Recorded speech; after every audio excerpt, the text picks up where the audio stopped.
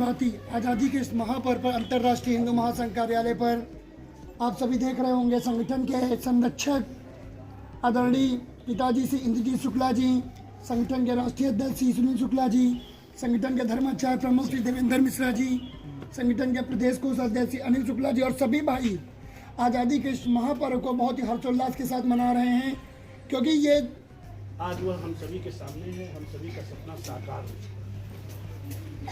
जो 500 वर्षों पुराना मामला था अयोध्या का राम मंदिर का, आज वो निपट चुका और भव्य राम मंदिर का निर्माण हो चुका है।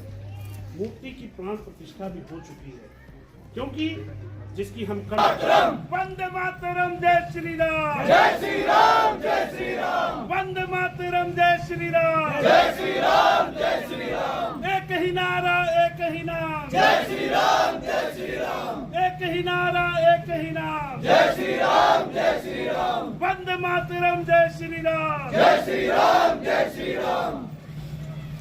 का सपना पूरा हो गया कि आज तक देखिए हम लोगों ने किसी पार्टी की राजनीति नहीं की। शुरू से हिंदूवादी राजनीति की। सबसे पहले हम लोग का जो सपना था कि राम मंदिर बने, हम लोग हर समय 6 दिसंबर को शौर्य दिवस मनाते थे और नारा लगाते थे कि राम लला हम आएंगे और मंदिर वहीं बनाएंगे, राम लला हम आएंगे मंदिर।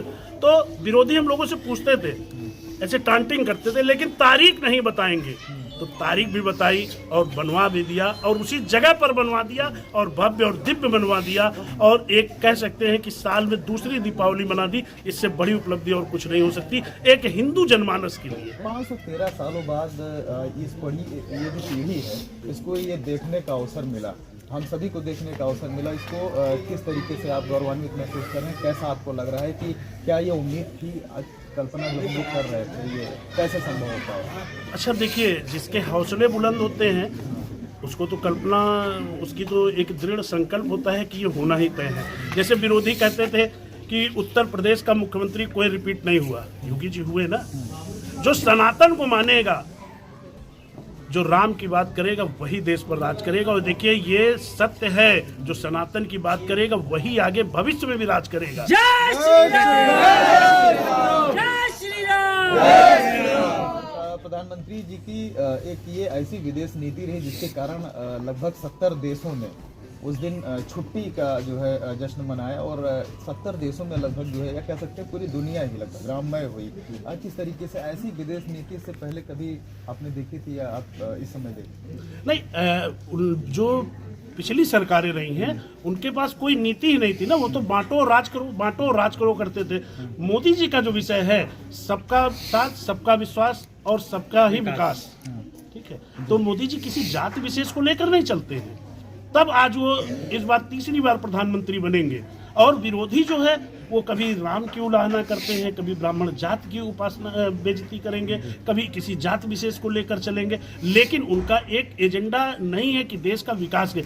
जब विदेशी मुल्क हमारी तारीफ करने लगे, पहले भी प्रधानमंत्री हुए हैं, विदेशों में जाते थे उनको कितनी हे दृष्टि से देखा जाता था। और आज स्थिति देख लीजिए कि विदेशी जो राष्ट्रपति होते हैं, प्रधानमंत्री होते हैं, वो हमारे प्रधानमंत्री के पैर छूते हैं, सम्मान करते हैं। वो चाहते हैं कि हमारे देश का प्रधानमंत्री उस देश में जाए। और इस कोरोना काल में ही देख लीजिए, जो हम लोग मलेरिया का इलाज नहीं ढूंढ पाते थे, हमारे देश के प्रधानमंत्री, हमारे देश के साइंटिस्टों ने कोरोना का इलाज किया। विदेशों को दवाएं दी गई नहीं। विपक्षी कह रहे हैं कि शंकराचार्य नाराज हो। आपको कैसा लग रहा है कि मतलब क्या ये कितना उचित है? ये कहना नहीं, देखिए शंकराचार्य मतलब कह सकते हैं, शंकराचार्य जो हैं वो हमारे देश के हम लोगों के जीवन के जैसे भगवान होते हैं। भगवान के बाद शंकराचार्य की उपाधि होती है। और कभी भी भगवान किसी भक्त से नाराज नहीं होते, वो नाराज नहीं। उन्होंने एक बताया कि ऐसा होना चाहिए और मोदी जी ने वैसा ही किया है। कोई शंकराचार्य नाराज, ये जो विपक्षी हैं उनकी एक नीति है, कुछ न कुछ कहना चाहिए उनको विषय। अभी बहुत सारे लोगों ने के अंदर जो है वो सेकुलरिज्म जग गया है, कहने लगे कि मुसलमान भी जो इसका स्वागत कर रहे हैं। बहुत अच्छी बात है, करना भी चाहिए। तो आपको नहीं लग रहा है कि अगर अयोध्या के फैसले का स्वागत कर रहा है और राम मंदिर इस समय बना, तो इसके बाद मथुरा और काशी पर कोई लड़ाई नहीं होनी चाहिए? वैसे ही मुसलमानों को साथ नहीं, हमारे देश का मुसलमान हम लोगों के साथ है। और जो देश हित की बात करेगा मुसलमान, वही भारत में रहेगा, ठीक है। और जो देश के खिलाफ की बात करेगा वो मुसलमान देश में रहेगा नहीं। और जो देश में रहना चाहता है तो देश हित की बात करेगा, वो चाहे मथुरा हो चाहे काशी हो, किसी में विरोध नहीं करेगा। दिनेश शर्मा जी क्या बहुत करीबी माने जाते हैं, भी जन्मदिन था उनका, लोकसभा चुनाव भी बहुत करीब आ गया, थोड़ा सा हम पॉलिटिकल आपसे सवाल करेंगे, क्या किसी सीट पर उनको लड़ाया जा सकता है? ये पार्टी का विषय में पार्टी से नहीं। जी 24 की लोकसभा जो चुनाव है, इसमें अंतर्राष्ट्रीय हिंदू महासंघ का क्या नहीं 2022 के चुनाव में भी पार्टी ने भारतीय जनता पार्टी को समर्थन दिया था। और जो हिंदुत्व की बात करेगा, मैं तो कह रहा हूँ अखिलेश यादव आ जाए मंच पे कि वो कहने लगे मैं मथुरा और काशी की बात करता हूँ, हम उनके साथ हो जाएंगे। वो कहें तो खुल के, जो भी पार्टी हिंदुत्व की बात करेगी, फिलहाल तो भारतीय जनता पार्टी है और हम उसी के साथ हैं। विपक्षियों को आपने न्योता तो दिया लेकिन वो आए नहीं, और उधर जो है अभी एक नया स्कीम भी लॉन्च कर दिया, राहुल गांधी ने कहा स्टोव में जो है वो कोयला डाल करके फिर अब चाय बनाया जाएगा, तो इनको कैसे मूर्खों प्रधानमंत्री को समझाया नहीं जा सकता, मूर्खों को समझाना हम लोगों का काम नहीं है। हम लोगों का काम है आगे बढ़ते जाना और किसी के विषय में टिप्पणी करके अपनी ऊर्जा को लॉस नहीं करना।